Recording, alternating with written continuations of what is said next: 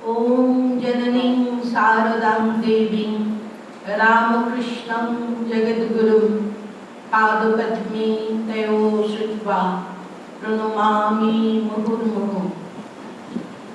शुभ नवबर्षेर প্রীতি ও শুভেচ্ছা জানাই। গতকাল অনলাইনে মাতৃ সম্মেলন অনুষ্ঠিত হয়েছে কোষ্ঠীপাথর প্রাণারাম চ্যানেলে। বেশ কয়েক মাস আগে এই মাতৃ সম্মেলনের যখন উদ্যোগ নিয়েছিলাম, এই ভাবনায় ভাবিত হয়েছিলাম যে ঠাকুর মা স্বামীজি সবসময় চেয়েছেন নারীদের উত্তরণ ঘটুক, তারা স্ব স্ব ক্ষেত্রে প্রতিষ্ঠিত হন, তাদের প্রতিভা বিকশিত হোক, সমাজে সংসারে সম্মান পাবে।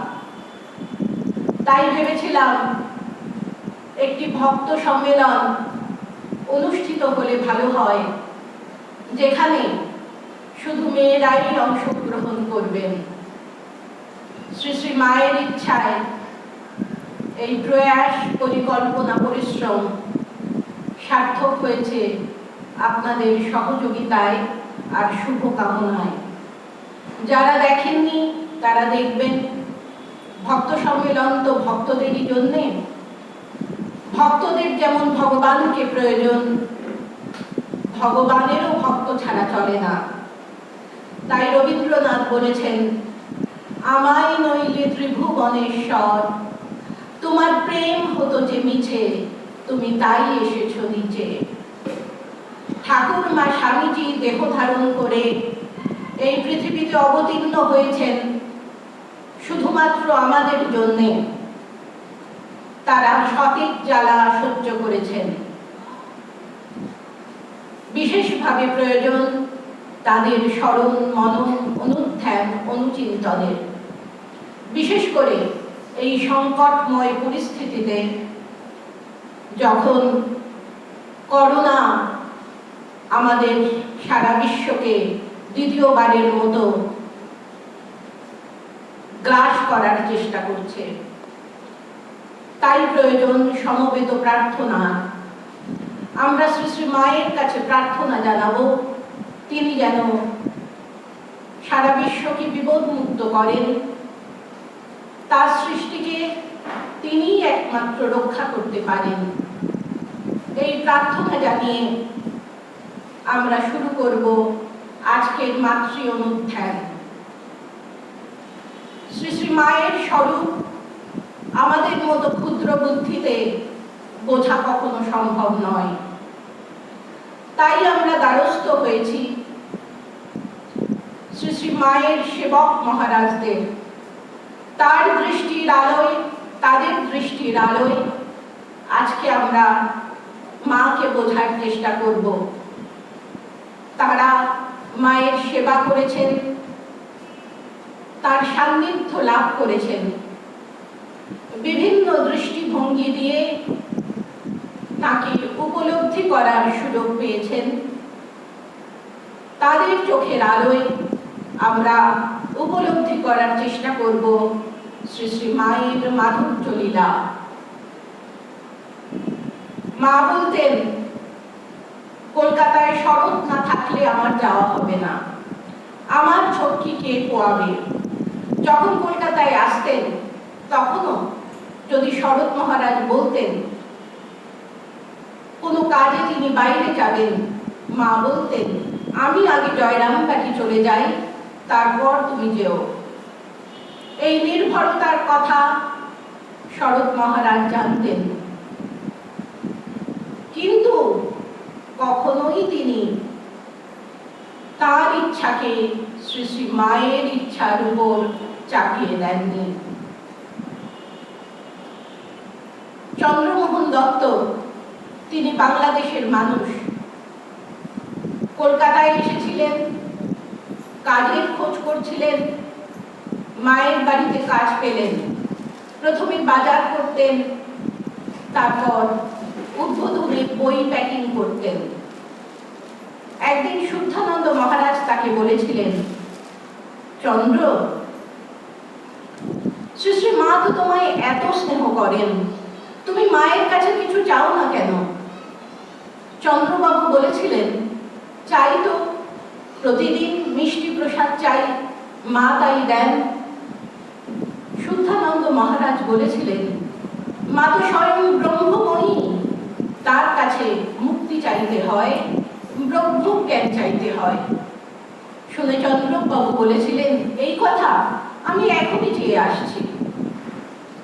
তিনি যখন ওপরে গেলেন শ্রী শ্রী মা পুজোর ঘরে, তাকে দেখে মা জিজ্ঞাসা করলেন, কি তার প্রয়োজন, এখন তিনি কেন এসেছেন? মায়ের দৃষ্টিতে তার প্রশ্নে এমন কিছু ছিল যে চন্দ্রবাবু একেবারে ভয় পেয়ে গেলেন, ঘাবড়ে গেলেন, গলা শুকিয়ে গেল। কোন রকম আমতা আমতা করে তিনি বললেন, মা, মিষ্টি প্রসাদ। মা তাকে সন্দেশ রসগোল্লা যেই থালায় রাখা আছে সেই থালাটি দেখিয়ে দিলেন। চন্দ্রবাবু হাঁপাতে হাঁপাতে, কাঁপতে কাঁপতে সেই থালা নিয়ে নিচে নেমে এলেন। কেন এমন হলো? শ্রী শ্রী মা তো করুণাময়ী, দয়াময়ী। তিনি চন্দ্রবাবুকে এত স্নেহ করেন, সবসময় চন্দু চন্দু করেন। তাহলে কেন এমন হলো? কেউ যদি মনে করে নিজের ইচ্ছাকে মায়ের ইচ্ছার উপর চাপিয়ে দেবে, তাহলে সেটা মস্ত ভুল।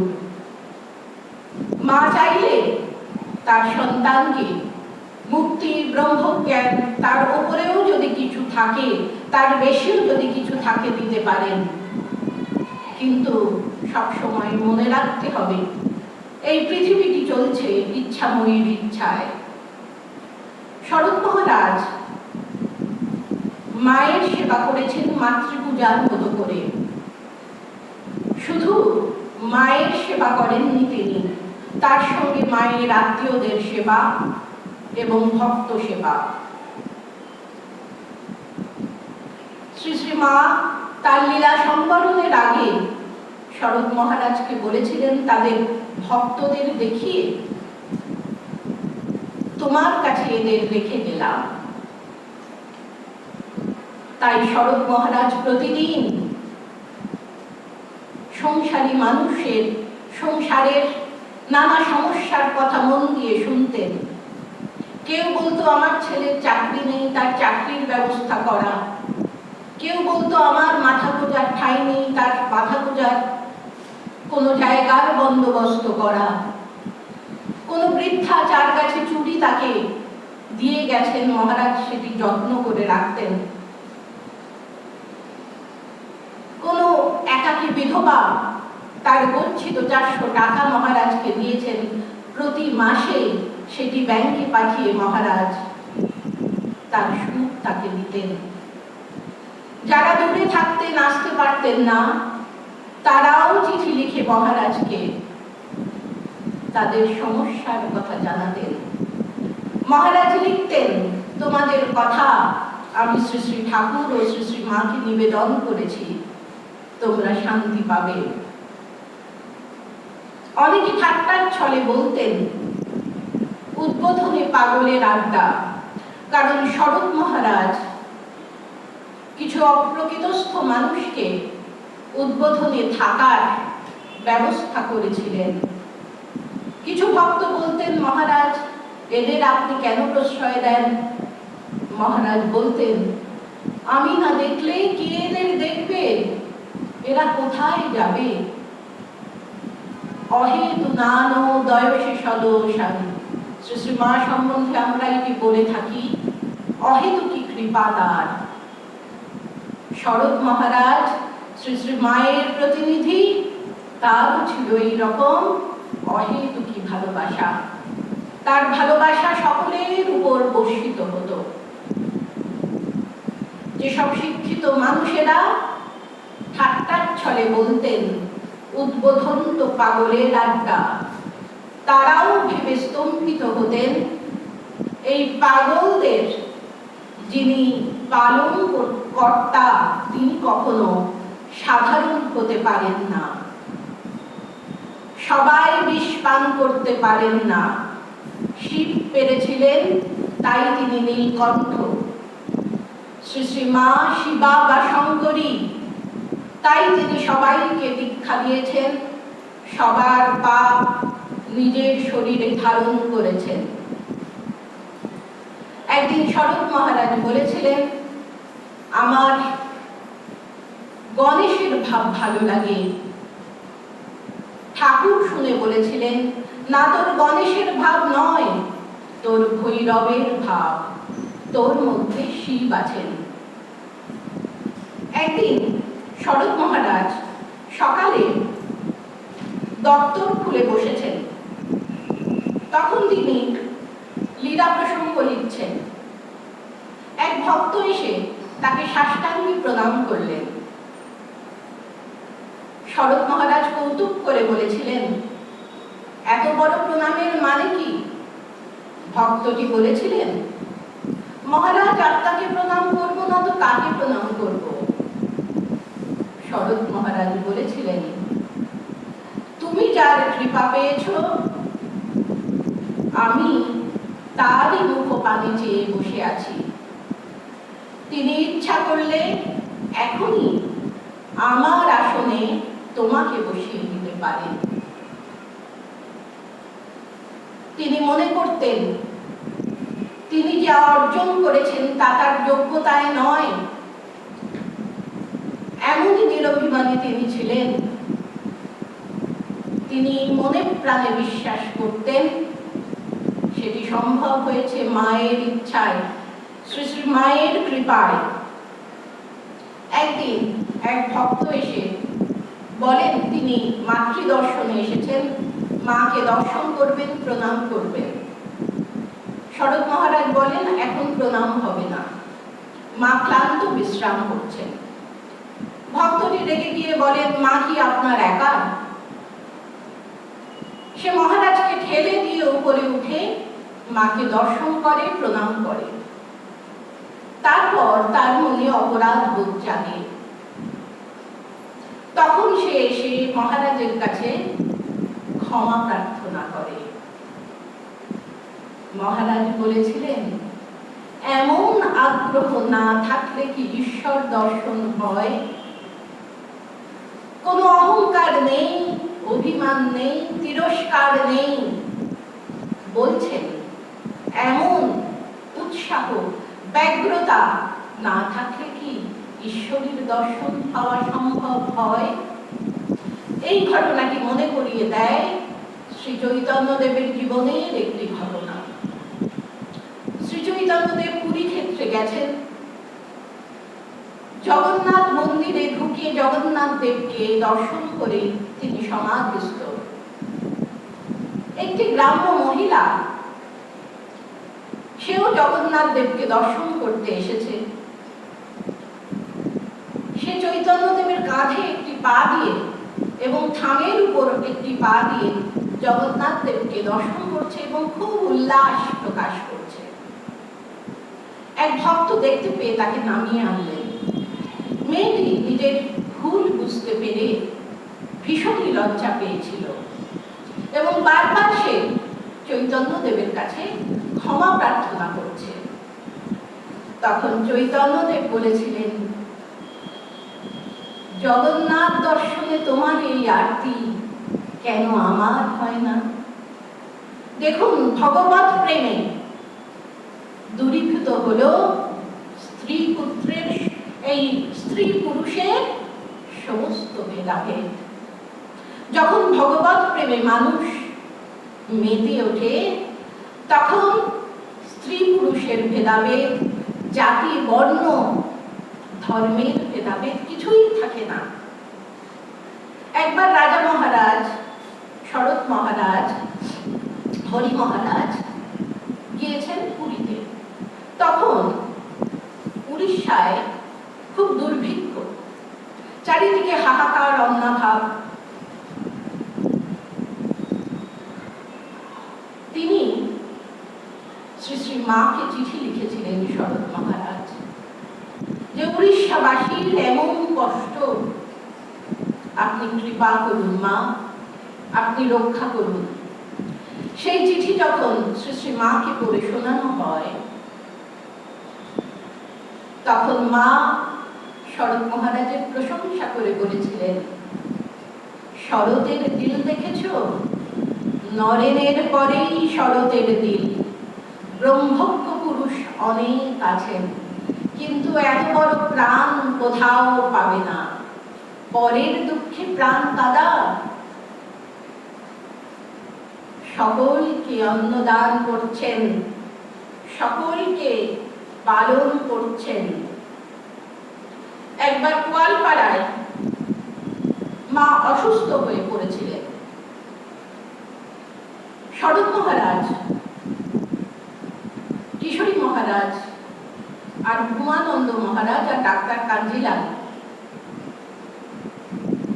গিয়েছিলেন। প্রথমে শরৎ মহারাজ যাননি, তিনি পাঠিয়েছিলেন কিশোরী মহারাজ, ভূমানন্দ মহারাজ আর ডাক্তার কাঞ্জিলালকে। মা যখনই জ্বরের ঘরে থাকেন তখনই বলেন শরৎ এলো না। আর জ্বর যখন থাকে না, ভূমানন্দ মহারাজ জিজ্ঞাসা করেন মা, শরৎ মহারাজকে খবর পাঠায়। মা বলেন না, এখানে ভীষণ গরম, বাছার আমার কষ্ট হবে। 3-4 দিন ডাক্তার কাঞ্জিলালের ওষুধেও যখন জ্বর কমলো না, তখন শরৎ মহারাজকে খবর দেওয়া হলো। শরৎ মহারাজ এসে মায়ের ঘরে চলে গেলেন। মা যে খাটটিতে শুয়ে আছেন, তার সামনের খাটটিতে তিনি বসলেন। মা যেন কিছু হাত রাখছেন, তাই দেখে শরৎ মহারাজ জিজ্ঞাসা করলেন, মা কেন এমন করছেন? ডাক্তার কাঞ্জিলাল বললেন, মায়ের হাতে পায়ে খুব জ্বালা, তাই ঠান্ডা জিনিস ধরবার চেষ্টা করছেন। শরৎ মহারাজের গা ছিল খুব ঠান্ডা। তিনি জামা খুলে মায়ের হাত দুটি ধরে নিজের শরীরে যেই রাখলেন, মা একটা যেন একটা শান্তির নিঃশ্বাস ফেললেন। পরমা প্রকৃতি, যার স্পর্শে নিজের গায়ের জ্বালা জুড়ন, তিনি যে কত বড় আধার, সেটি ভেবে আমরা কোন কিনারা পাই না। শরৎ মহারাজের সঙ্গে শ্রী শ্রী মায়ের ছিল এমনই অলৌকিক দিব্য সম্পর্ক। মা চেয়েছিলেন বলে শরৎ মহারাজ মায়ের ভাইদের যখন সম্পত্তি ভাগ বটোয়ারা হলো, তখন তিনি মধ্যস্থতা করেছিলেন। সাধারণ গৃহীর ক্ষেত্রে যা হয়, স্বার্থের দ্বন্দ্ব, মারামারি, কাটাকাটি সবকিছু হয়েছিল। ভূমানন্দ মহারাজকে শরৎ মহারাজ বলেছিলেন,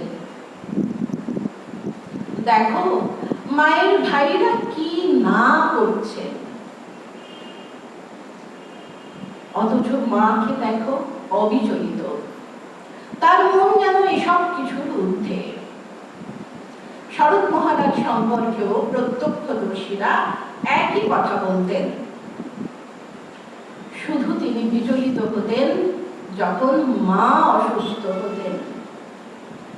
রোগ ভুগে ভুগে শ্রী শ্রী মা এমনই বিরক্ত হয়েছিলেন যে বলেছিলেন, জীবনে ঘেন্না ধরে গেল, এখন শরৎকে কোলে নিয়ে চলে যাব। এই কথা শুনে মহারাজ অস্থির হয়ে উঠেছিলেন। ডাক্তার, কবিরাজ, হাকিম কিছুই বাদ পড়েনি। মায়ের বাড়িতে কালী, তারা, ভুবনেশ্বরী, ছিন্নমস্তা ও কমলা, 10 মহাবিদ্যার এই 5টি মহাবিদ্যার পূজা হয়েছিল এবং 5টি গ্রহেরও পূজা হয়েছিল। বাগবাজারের সিদ্ধেশ্বরী তলায় চণ্ডী পাঠ হয়েছিল। বারাসাতের মহাশ্মশানে বিধি মতে শান্তি সস্তয়নেরও ব্যবস্থা হয়েছিল। এ যেন মাতৃগত প্রাণ, এক অসহায় শিশু আপ্রাণ চেষ্টা করে চলেছে মাকে ধরে রাখার। তার বড় ভয়, পাছে মাকে হারাতে হয়। শেষ অসুখের সময় শ্রী শ্রী মায়ের বড় অরুচি হয়েছিল। তিনি কিছুই খেতে চাইতেন না। সরলা দিদি তার সেবা করতেন। পরে তিনি ভারতী প্রাণা মাতাজি সারদা মঠের প্রথম অধ্যক্ষা হয়েছিলেন। তিনি মাকে সেবা করার অনেক সুযোগ পেয়েছিলেন। তা মা বলছেন, তোর কেবল মা খাও আর বগলে কাঠি দেওয়া, মানে থার্মোমিটার দেওয়া, আমি খাবো না। কিছুতেই মা রাজি হচ্ছেন না। তাই শরৎ মহারাজকে ডাকতে হলো সেই রাতে। শরৎ মহারাজকে দেখেই মা নালিশ করার মতো করে বলছেন, বাবা এরা সব সময় আমায় বিরক্ত করে। মহারাজ বললেন, মা কেউ আপনাকে বিরক্ত করবে না। কিছুক্ষণ পরে মহারাজ বলছেন, মা একটু খাবেন? সরলাদি যেই দুধ আনলেন, মায়ের আবার সেই বায়না, আমি দুধ খাবো না। তখন শরৎ মহারাজ একটু একটু করে দুধ খাইয়ে দিচ্ছেন আর বলছেন, মা একটু জিরিয়ে খান। মা তো সেই কথা শুনে কি আহ্লাদিত, বলছেন, বাবা আমার এমন কথা বলেছে, একটু জিরিয়ে খান মা। এমন কথা তো এরা বলতে পারে না। আমার বাচ্চাকে এই রাত 12টার সময় ডেকে আনলো, কত কষ্ট দিল। যাও বাবা তুমি শুয়ে পড়ো। মনে হয় যেন শ্রী শ্রী মা একটি অবুঝ কন্যা, আর শরৎ মহারাজ হলেন তার দায়িত্বশীল পিতা। পিতা কন্যার এই মর্মস্পর্শী সংলাপে অনেকেই মুগ্ধ হতেন। স্বামী গঙ্গানন্দ মহারাজ তিনি একদিন এক ব্যক্তির সমালোচনা করছিলেন, যিনি মায়ের কাছে আশ্রয় পেয়েছেন। শরৎ মহারাজ শুনে বলেছিলেন, এমন কথা আলোচনা করা উচিত নয় যাতে ভক্তির হানি হয়। মায়ের কাজ আমরা কি করে বুঝবো? হয়তো 10 বছর পরে এই লোকটি মহাপুরুষ হয়ে গেল, তখন তোমরাই বলবে, হবে না, কার কাছে দীক্ষা নিয়েছিল দেখতে হবে। মা কখন কাকে কোন পরিস্থিতির মধ্যে দিয়ে নিয়ে গিয়ে তার উত্তরণ ঘটান, সেটি শুধু তিনিই জানেন। মায়ের প্রতি তার এই শরণাগতি, এই ভক্তি, এই বিশ্বাস অন্যকেও প্রভাবিত করত। মায়ের অসুখের সময় ডাক্তার প্রাণধন বসু তার চিকিৎসার জন্য আসতেন। তিনি একজন তখনকার দিনের স্বনামধন্য ডাক্তার। গাড়ি ভাড়া দিতেন, ভিজিট দিতেন। কিন্তু শরৎ মহারাজের মায়ের প্রতি এই ভক্তি বিশ্বাসের পরিচয় পেয়ে তিনি একদিন কৌতূহল প্রকাশ করলেন, আমি কার চিকিৎসা করছি? মা বললেন, আপনি পরমহংসদেবের সহধর্মিণী আর আমাদের রামকৃষ্ণ সংঘের সংঘ জননীর চিকিৎসা করছেন। তারপর থেকে তিনি ভিজিটও দিতেন না, গাড়ি ভাড়াও নিতেন না। জোর করে দিতে গেলে বলতেন, তোমরা তো অনেক সুযোগ করে পেয়েছো সেবা করার, আমাকে একটু সেবা করার সুযোগ দাও। একদিন যোগীন মা বলেছিলেন, শক্তির শক্তি বেশি। শ্রী শ্রী ঠাকুরের শক্তি শ্রী শ্রী মা, তার মানে বলা হচ্ছে শ্রী শ্রী মায়ের শক্তি বেশি। এবং শরৎ মহারাজ মাথা নেড়ে সায়ও দিয়েছিলেন। শ্রী শ্রী মা যখন কোঠারে ছিলেন, তখন তার সেবা করতেন আশুতোষ মিত্র। সেই সেবক মহারাজের সঙ্গে কোঠারের পোস্টমাস্টার দেবেন্দ্রনাথ চট্টোপাধ্যায়ের বন্ধুত্ব হয়েছিল। দেবেনবাবু যৌবনকালে একটি খ্রিস্টধর্মী মহিলার প্রণয়ে লিপ্ত হয়েছিলেন, তাকে বিবাহ করেছিলেন, হিন্দু ধর্ম ছেড়ে খ্রিস্ট ধর্ম গ্রহণ করেছিলেন। কিন্তু সেই মহিলা তাকে ছেড়ে চলে যান এবং অনেক চেষ্টা করেও তাকে ফিরিয়ে আনা যায়নি। বয়স বাড়ার সঙ্গে সঙ্গে দেবেনবাবু আত্মগ্লানিতে ভুগতেন। সেবক মহারাজের কাছে দেবেনবাবুর কথা শুনে শ্রী শ্রী মা তাকে তার কাছে নিয়ে আসতে বলেছিলেন। মা তাকে দীক্ষা দিয়েছিলেন, প্রায়শ্চিত্ত করে, উপবীত প্রদান করে তাকে হিন্দু ধর্মে ফিরিয়ে এনেছিলেন। মা বলতেন, ঠাকুর বলেছেন, আমি আর কি করেছি, তোমাকে ঢের বেশি করতে হবে। মা কিন্তু ঢের বেশি করেছেন, তাই শক্তির শক্তি বেশি। এই কথাটি শুনে সম্মতি প্রকাশ করেছিলেন শরৎ মহারাজ। শ্রী শ্রী মা বলতেন, শরৎ আর যোগিন আমার অন্তরঙ্গ। যোগানন্দ মহারাজ, তিনি সাবর্ণ রায়চৌধুরী বংশের সন্তান, কিন্তু তার পিতা বিষয়ী ছিলেন না,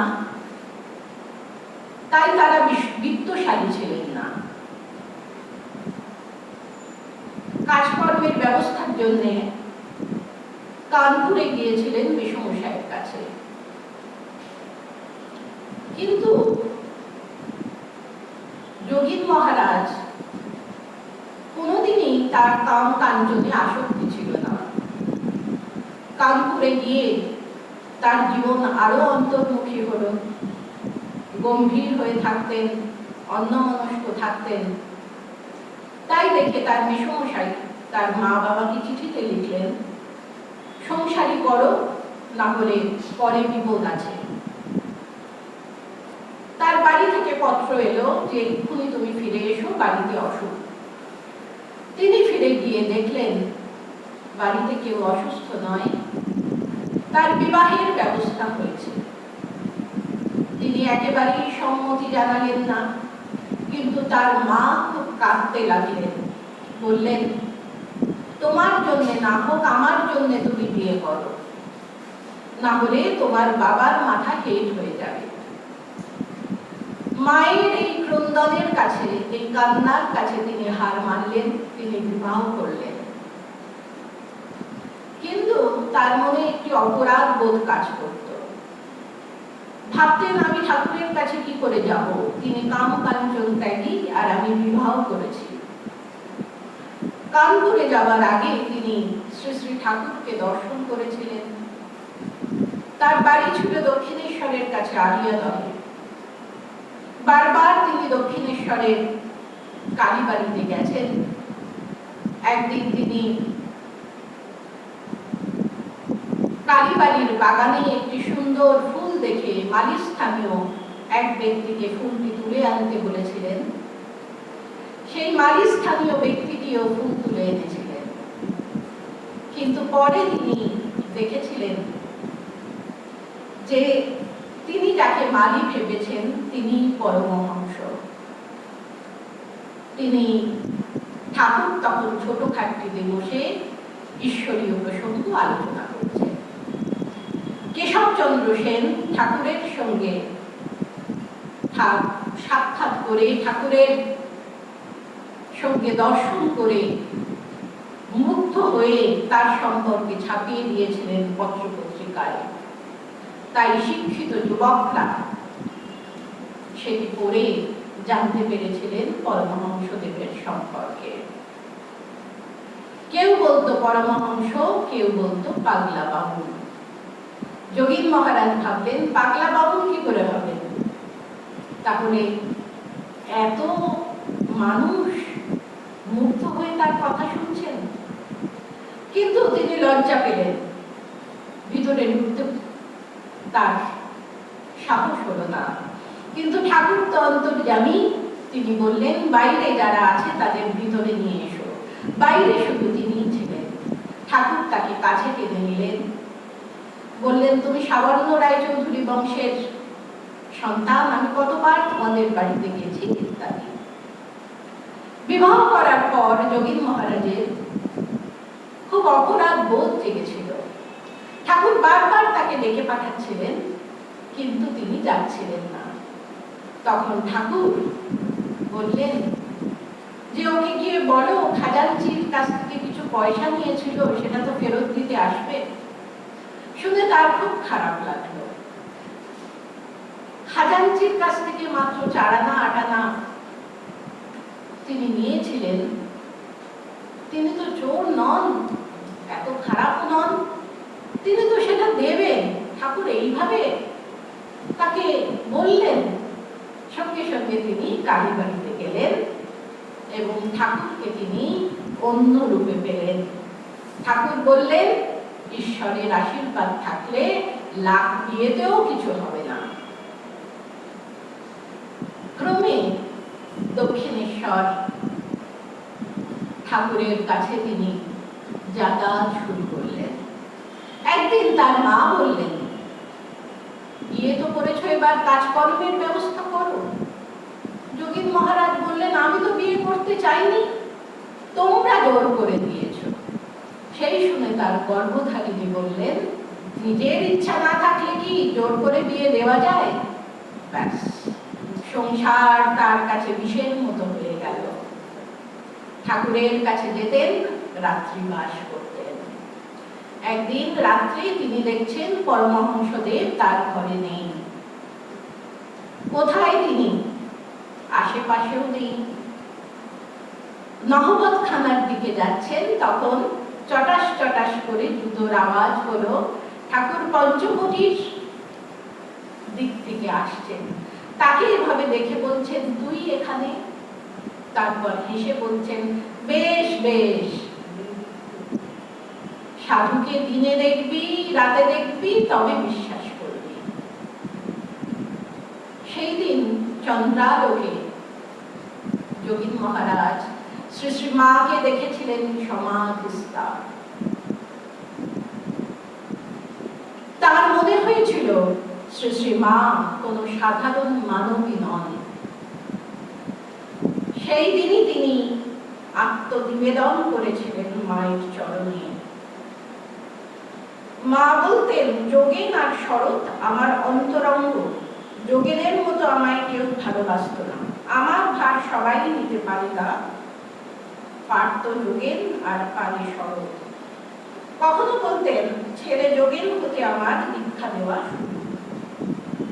ঠাকুরের লীলা সংকলনের পর মা যখন বৃন্দাবনে কালাবাবুর কুঞ্জে গিয়েছিলেন, একদিন তিনি সমাধিস্থ হয়েছিলেন এবং কিছুতেই তার সমাধি ভঙ্গ হচ্ছে না। যোগীন মহারাজ মায়ের কানে কানে মন্ত্র বলেছিলেন, তারপর তার সমাধি ভঙ্গ হয়। এবং ঠাকুর যেমন সমাধি ভঙ্গের পর বলতেন জল খাবো পান খাবো, শ্রী শ্রী মাও তেমনি বলেছিলেন এবং পানের সরু দিকটা দাঁতে কেটে ফেলে দিয়েছিলেন ঠিক ঠাকুরের মতো করে। যোগীন মহারাজ সেদিন সাহস করে মাকে কিছু প্রশ্ন করেছিলেন, যা শ্রী শ্রী মা জবাব দিয়েছিলেন। মহারাজকে যখনই কেউ প্রণামী দিতেন, মহারাজ সেটা জমিয়ে রাখতেন। 600 টাকা জমিয়েছিলেন শ্রী শ্রী মায়ের জন্য। মা তীর্থে যাবেন, খরচ করবেন। জয়রামবাড়িতে জগদ্ধাত্রী পুজোর সময় মা যেতেন, কায়িক পরিশ্রম করতেন, তাই তিনি কাঠের বারকোশ কিনে দিয়েছিলেন যাতে মাকে কষ্ট করে বাসন ধুতে না হয়। 3 বিঘা জমি কিনে দিয়েছিলেন। মায়ের তো সর্বসময় চিন্তা জগদ্ধাত্রী পুজোর ব্যয়ভারকে গ্রহণ করবে। মা সবসময় চিন্তা করতেন তার ভাইদের জন্য। তার ভাইদের আর্থিক অবস্থা তো খুব ভালো ছিল না। সেটিও যোগীন মহারাজ জানতেন। মায়ের ছোট ভাইয়ের পড়াশোনার কিছু খরচও তিনি বহন করতেন। একদিন শরৎ মহারাজ যোগীন মহারাজকে এসে বলেছিলেন, নরেনের সব কথা বুঝতে পারি না, কত রকম কথা বলে, যখন যেটাকে ধরবে সেটাকেই বড় করবে, আর সব তখন ছোট হয়ে যাবে।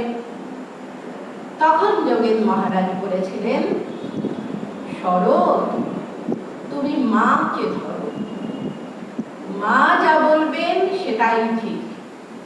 এবং শরৎ মহারাজকে নিয়ে এসে মায়ের কাছে উপস্থিত করেছিলেন। স্বামীজি যখন শ্রী শ্রী মাকে কেন্দ্র করে স্ত্রীমঠ গঠন করার কথা ভেবেছিলেন, তখন যোগীন মহারাজ বলেছিলেন, লোককল্যাণে তুমি যা করতে চাও করো, কিন্তু ভুলে যেও না, প্রচার হলে ঠাকুরের শরীর থাকবে না, একথা ঠাকুর বলেছেন। মায়ের ক্ষেত্রেও এটি প্রযোজ্য। সেই জন্য সবাইকে আমি মায়ের কাছে যেতে দিই না, মায়ের চরণ স্পর্শ করতে দিই না। স্বামীজিও সেই কথা শুনেছিলেন। স্বামীজি যখন বিদেশ থেকে ফিরেছিলেন, তিনি দেখেছিলেন শ্রী শ্রী মায়ের সেবা যোগেন মহারাজ করছেন, আরেকজন ব্রহ্মচারীও করছেন। তখন তিনি বলেছিলেন, স্বামীজি, যে মায়ের কাছে কত রকম লোক আসা যাওয়া করে, যদি ব্রহ্মচারীর মনটি নিম্নগামী হয়, কে তার দায়িত্ব নেবে?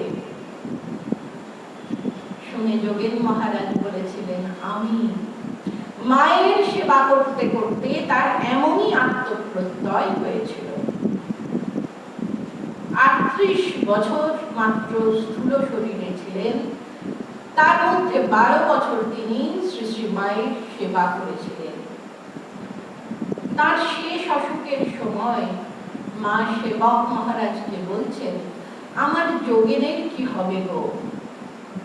সেবক মহারাজ দেখছেন মা কাঁদছেন, তাই মাকে সান্ত্বনা দিয়ে তিনি বলেছিলেন, কিছু হবে না, মহারাজ সুস্থ হয়ে যাবেন।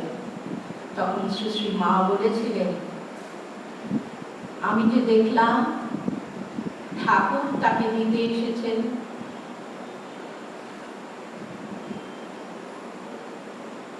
যোগীন মহারাজের শরীর চলে গেলে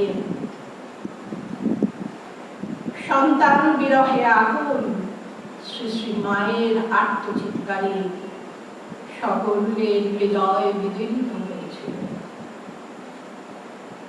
মা হারা সন্তানের কি আর্তচিৎকার, কি বেদনাদায়ক, কি করুণ সে অনুভূতি। শ্রী শ্রী ঠাকুরের যখন শরীর যায়, মা অনেক সংযমের পরিচয় দিয়েছিলেন। একবার শুধু তিনি চিৎকার করে কেঁদে উঠেছিলেন, মা কালী গো, কি দোষে আমায় ছেড়ে গেলে গো। কিন্তু যোগীন মহারাজের যখন শরীর যায়, সন্তানহীন মায়ের আর্তচিৎকারে সকলের হৃদয় আর্দ্র হয়েছিল। পরের দিন বলেছিলেন, বাড়ির একটা ইট খসে পড়ল। বলেছিলেন, জানি সে আমার প্রভুর কাছে গেছে, কিন্তু সে তো আমার যোগেন, প্রভু তাকে আমার কাছ থেকে কেড়ে নিল। যোগেন মহারাজ মাকে একটি লেপ উপহার দিয়েছিলেন, সেটি বড় জীর্ণ হয়েছিল। তাই মা তার ভক্ত বিভূতিকে বলেছিলেন যে ওর খোলটা পাল্টে দাও, একটু তুলে ভরে দাও। কিন্তু পরক্ষণে মায়ের মনে হয়েছিল, এটি তো আমাকে যোগীন দিয়েছে। তাই তিনি বলেছিলেন, কিচ্ছু করতে হবে না, যেমনটি আছে থাক, এটি দেখলেই আমার যোগেনের কথা মনে পড়বে। লাটু মহারাজ মায়ের সেবার সর্বপ্রথম অধিকার পেয়েছিলেন। তিনি বিহারের ছাপড়ায় জন্মগ্রহণ করেছিলেন দরিদ্র পরিবারে। তার বাবা মার মৃত্যু হয় তিনি যখন ছোট, কাকার কাছে মানুষ হন, কিন্তু মহাজনের অত্যাচারে তাকে চলে আসতে হয় কলকাতায় এবং ঠাকুরের ভক্ত রামচন্দ্র দত্তের বাড়িতে তিনি আশ্রয় পান। সেখানেই তিনি ঠাকুরের কথা প্রথমে শোনেন, ঠাকুরকে দেখার আগ্রহ প্রকাশ করেন। মাঝে মাঝেই তিনি দক্ষিণেশ্বরে আসতেন, কখনো রাত্রিবাস করতেন এবং ঘটনাক্রমে যখন হৃদয়রামকে কালীবাড়ি ছেড়ে চলে যেতে হয় তখন ঠাকুরের একজন সেবকের প্রয়োজন ছিল। ঠাকুর রামচন্দ্র দত্তকে বলেছিলেন যে ওই ছেলেটি খুব শুদ্ধ সত্য, এখানে আসতেও ভালোবাসে, তুমি ওকে দাও। এইভাবে লাটু মহারাজ ঠাকুরের কাছে এসেছিলেন। তার চরিত্রের একটি বিশেষ দিক হলো ধ্যান তন্ময়তা। ঠাকুর বলতেন লেডো সবসময় চলে আছে। একদিন তিনি দক্ষিণেশ্বরে গঙ্গার ধারে ধ্যান করছেন। ঠাকুর গিয়ে তাকে বলেন, তুই যার তপস্যা করছিস সে তো নহবতে আটা ঠেসছে, রুটি বেলার লোক পাচ্ছে না। থতমত খেয়ে লাটু মহারাজ ঠাকুরের সঙ্গে মায়ের কাছে যান। ঠাকুর বলেন মাকে, এই ছেলেটি খুব শুদ্ধ সত্য, তোমার যা প্রয়োজন ওকে বলবে। পরবর্তী সময় শ্রী শ্রী মায়ের স্মৃতিচারণ করে লাটু মহারাজ বলতেন, আমরা কি তার সেবা করেছি, তিনি তো সারা জীবন কষ্ট করেছেন, সবার সেবা করেছেন। ঠাকুরের অনেক কৃপা, তাই তিনি আমাকে শ্রী শ্রী মায়ের কাছে নিয়ে গিয়েছিলেন। তার কৃপায় আমার জীবন সার্থক হয়েছে। কখনো বলতেন, তার মতো বুদ্ধিমান স্ত্রীলোক আমি কখনো দেখিনি। যখন ঠাকুর খুব অসুস্থ কাশীপুরে, কোনো কিছুতেই তার শরীর সারছে না, তার ত্যাগী সন্তানরা হতাশ হতেন। শ্রী শ্রী মা বলে পাঠিয়েছিলেন, ওকে হতাশ হতে বারণ করো, এখন তো ঠাকুর একটু ভালো আছেন, তার ঘায়ের মুখ তো বাইরের দিকে বেরিয়েছে। এইভাবে তিনি ঠাকুরের ত্যাগী সন্তানদের উৎসাহ দিতেন। ঠাকুরের যখন লীলা সংবরণ হলো, তার পুত শরীর নিয়ে আসা হলো কাশীপুর মহাশ্মশানে, তখন শ্রী শ্রী মায়ের কাছে ছিলেন শুধু লাটু মহারাজ। যখন তার ঠাকুরের সন্তানরা মাকে নিয়ে তীর্থ ভ্রমণে গেলেন বৃন্দাবনে, লাটু মহারাজকে 3 দিন খুঁজে পাওয়া যাচ্ছে না। যোগেন মহারাজ বলছেন লাটু কোথাও উধাও হয়ে গেছে। 3 দিন পরে চোখ লাল, চুল উস্কো খুস্কো। লাটু এসে মাকে বলছে খুব খিদে পেয়েছে, খেতে দিন। আমরা জিজ্ঞাসা করলে কিচ্ছু বলছে না। মা জিজ্ঞাসা করলে লাটু বলল যে আমি যমুনার ধারে তপস্যা করছিলাম। মা বলতেন লাটুর সবকিছুই অদ্ভুত। যখন নীলাম্বর মুখার্জির বাগান বাড়িতে মা ছিলেন, একদিন যোগেন মহারাজ কোনো কাজে গেছেন। মা লাটু মহারাজকে বলছেন বাজার থেকে কিছু এনে দাও। লাটু মহারাজ সঙ্গে সঙ্গে বললেন ওসব ঝক্কি ঝামেলা আমার ভালো লাগছে না, আমি বরঞ্চ যোগেন ভাইকে ডেকে দিয়েছি। মা কিন্তু রাগ করলেন না, তিরস্কার করলেন না, তিনি লাটু মহারাজকে খুব বুঝতেন।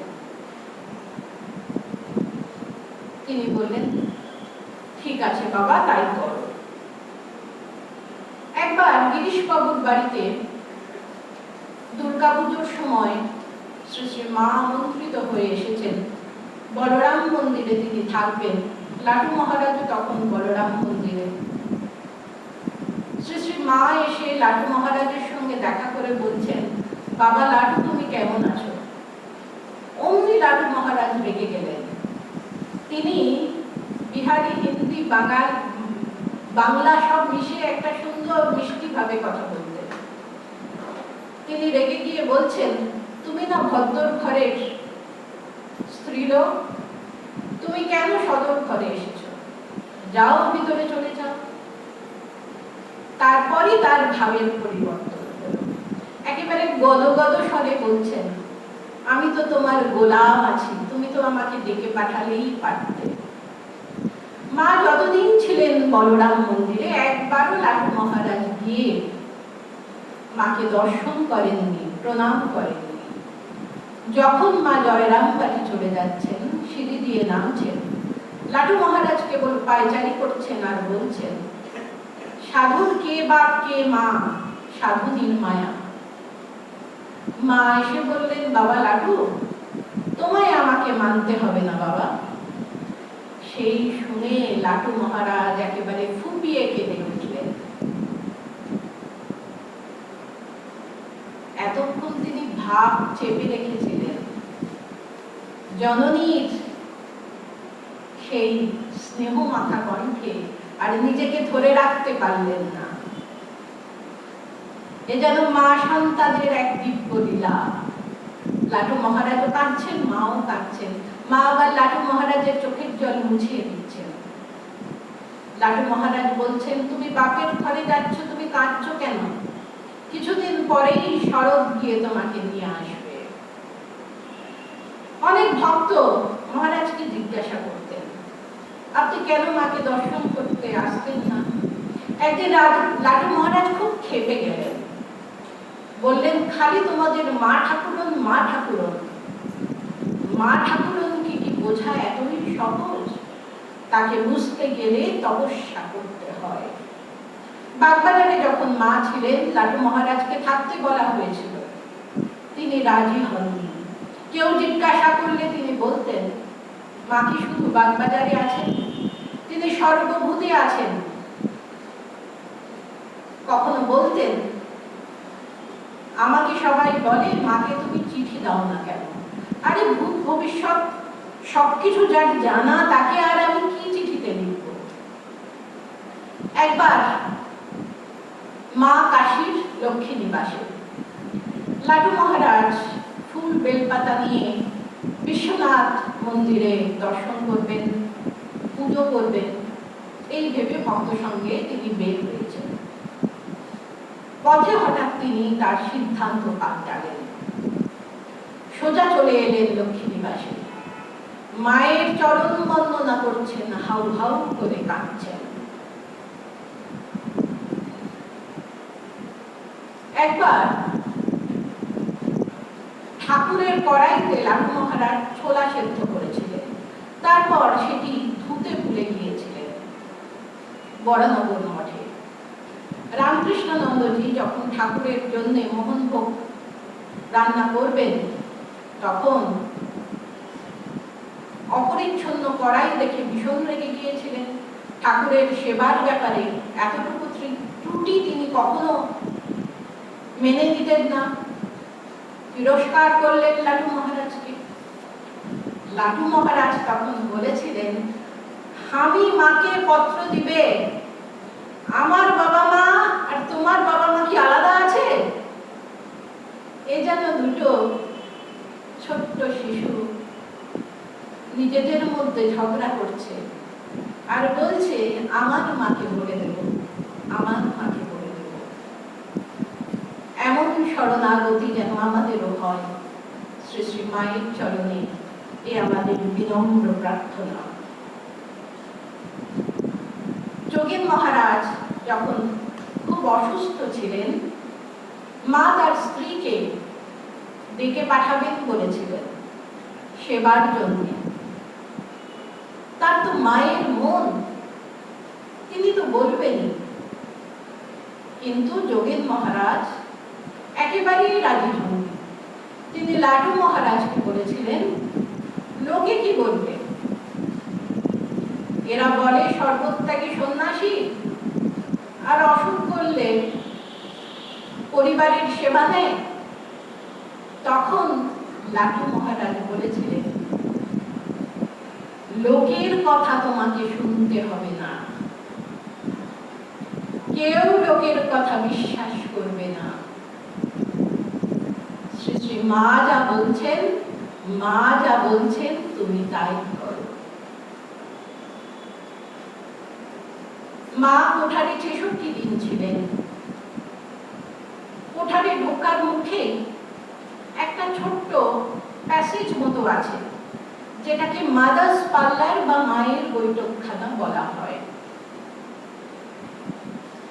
একদিন সেবক মহারাজ বলছেন, দুপুরবেলা সবাই বিশ্রাম করছে, আমি দেখলাম শ্রী শ্রী মা সেই বৈঠকখানায় পা ছড়িয়ে বসে আছেন, ঊর্ধ্ব দৃষ্টি,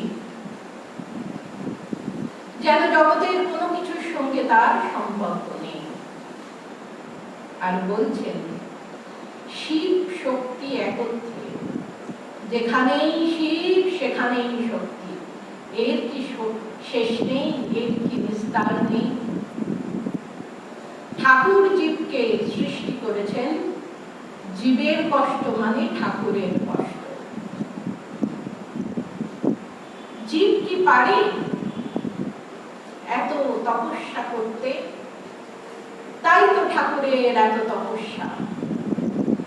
জীবের এত মনোবল কি করে হবে, এত তেজ কি করে হবে? তাই তো ঠাকুরের এত সাধনা, এত তপস্যা। জীবকে ঠাকুর সৃষ্টি করেছেন, জীবের দুঃখে তো তিনি কাতর হবেন, তিনি না করলে কে করবেন? তখন সেবক মহারাজ বলেছিলেন, তাই কি মা সবাইকে দীক্ষা দিচ্ছেন, যে আসছে তাকে দীক্ষা দিচ্ছেন, তার পাপ নিচ্ছেন? মা বলেছিলেন, সংসারের জ্বালায় দগ্ধ হয়ে আমার কাছে আসে, আমার কি ঘুম আসে? আমাকে ঘুমোতে বলে, আমার কি ঘুম আছে না আমার ঘুম আসে? ভাবি যতক্ষণ ঘুমবো ততক্ষণ জপ করব, মানুষের মঙ্গল হবে। কখনো ভাবি এই শরীরটা যদি আরো বড় হতো, তাহলে বুঝি আরো বেশি কল্যাণ করতে পারতাম। শ্রী শ্রী মা নিজের মুখে স্বীকার করছেন, তিনি এবং ঠাকুর অভেদ। তারা কেন আবির্ভূতা হয়েছেন এই পৃথিবীতে, সেটি তিনি নিজেই বলছেন।